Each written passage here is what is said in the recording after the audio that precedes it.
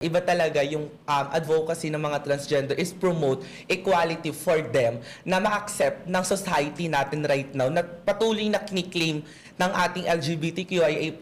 Like, ngayon, di ba? Like, patuloy na ini-aim natin na maging perfect yung support ng local government sa atin para mas lalo makita natin. And yun talaga yung pinaglalaban din ng mga kapwa nating transgenders na patuloy na ini-aim nilang advocacy for that. And sa women naman din kasi, di ba? Women empowerment yung kanilang ipinaglalaban. And ayun talaga yung nakikita natin, which is hindi naman natin silang nalilimitahan sa kung ano naman talaga dapat ilaban.